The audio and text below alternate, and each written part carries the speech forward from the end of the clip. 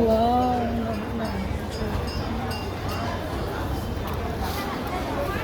Pang... Yeah, sila yung Oo.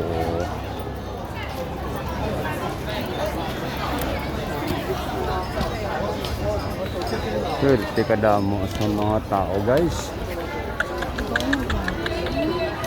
Ambot ko na ano ang ila diri nga himuon nga nagakaradto sila diri. Kaya po hindi tani ko magkadto pero ging libre man ko nila. Okay na lang. At least away ko bayad. Guys, hindi mo ko ni because I'm only doing this. It's because hello guys, we are only doing this because we are kikoys. Hindi, gusto namin mag-explore. Alam mo guys, puro gold ang mga poste ng mga building na ito. All of them are pure gold, 24 carats gold. And this is one of the biggest and one of the very expensive building in this world. Tuwan ko lang kung totoo kung okay yung English ko, kayo na lang mag ano guys. Gold naman kasi, makikita nyo guys, gold talaga. Ngayon nandito ako guys. Dito ako. Yan ay patunay na nakapunta talaga ako dito. Ay, joke lang.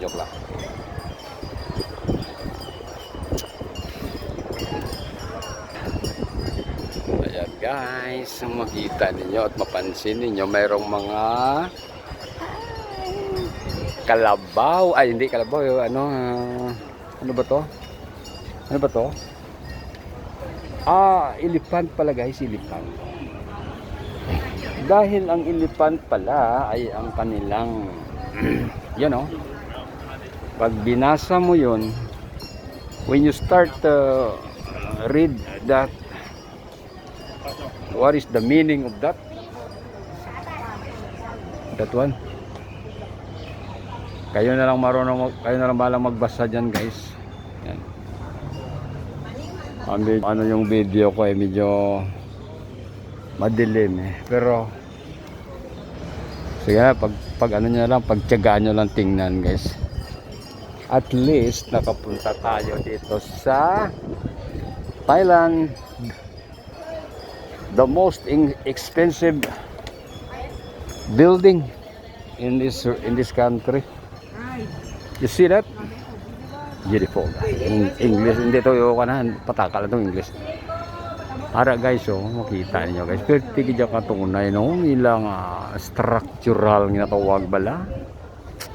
Siguro ang nag-architect sila siguro ng may siguro may gold. May gold, may ano ko na to dyan, may gani. Ara guys, may pabrika gali sila sa mga gold dire. Op.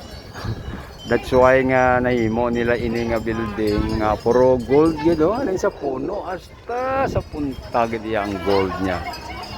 Sige guys, mapa-picture ko na anay kami. So guys, once again, ari na naman ang isa ka anggulo sang building nga ini nga kung sa diin puro gold gid iya.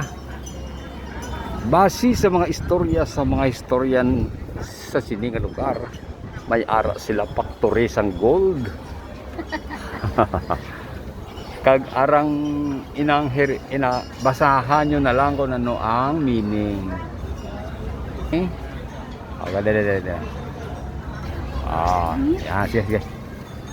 Ari mapadayon kita sang explore mga kaibigan. Yari kita sa piyak nga bahin. Nga kung sa diin ang mga tao puro kalbo. Pari ako.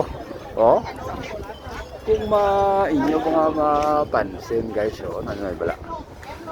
Perti gitanda ka ko ano ka kuan sa gold. Manggaranon, they are very plenty of gold. My goodness. All of them are gold. Yeah. Nagakadlaw gani sa akon ang kano ay I said it's very plenty of gold. Yeah, you see that? Kung makikita po ninyo mga kaibigan, ito ay solid gold. Pero siguro, hindi naman siguro 24 carats. Ito ay 18K lamang. At 24 carats. 24K. At ito yung mga kanilang giant statue. Yan, ang mga giant statue nila. Ito ay nagsisimbolo ng kanilang katapangan at kanilang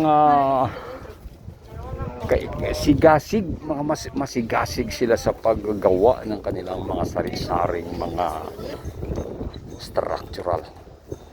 Dito nyo naman makikita yung dito muna tayo.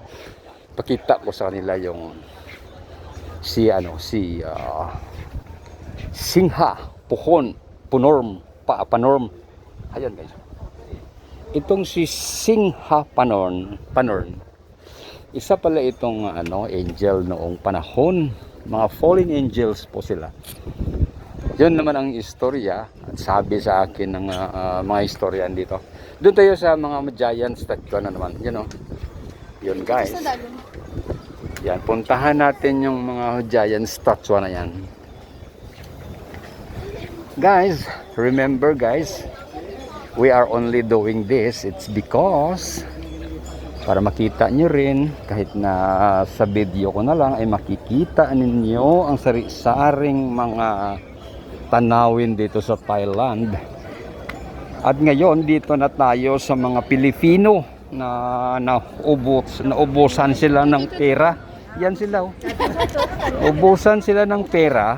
Yan sila oh. At humihingi daw sila ng GCash lamang. Pamasahe na lang daw. Okay guys, joke lang yung guys. Yan, mga sari-saring statue guys.